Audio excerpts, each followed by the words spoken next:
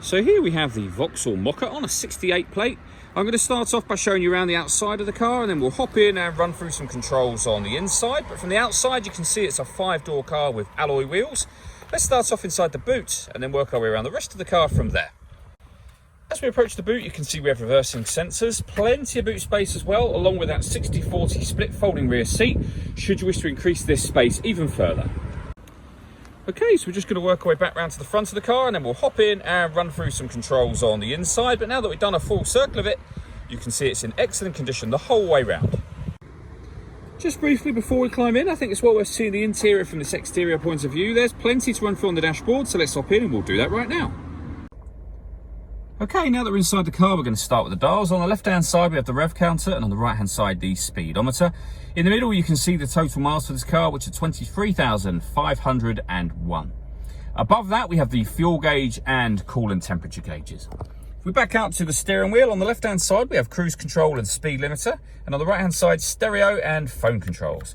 The phone controls can only be used after such time as you pair the phone up, and that's done over on the touchscreen in the center. You'll see we have satellite navigation. There's a full video that shows exactly how this works on both our website and on our YouTube channel. If we press the home button, we go back to the main menu, and you can see navigation just there. When it comes to music in this car, we have plenty of ways we can listen to it. So we have the radio, which is what we're on at the moment, but we have DAB radio, AM radio, and FM radio, as you can see. If you want to listen to your own music, you can do. Nothing is connected at the moment, which is why it's saying no media available, but you can connect up an auxiliary device, a USB device, and you can stream your music wirelessly via Bluetooth audio as well.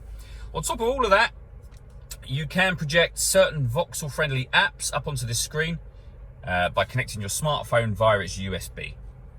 Working our way down, we have the main volume for the stereo. We then have dual zone climate control, so you can adjust the passenger and driver temperatures, the fan speed up and down, and you can determine where you'd like the air to be diverted within the car. When you're happy with those settings, that button turns the air conditioning off in this case, or back on again, and all adjustments show on the screen just here.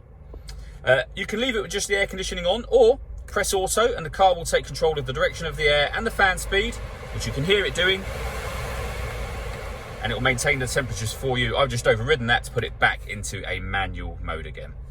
This car's got stop and start. That button turns that system on and off again. We can turn off the traction control, and our hazard warning lights are just there.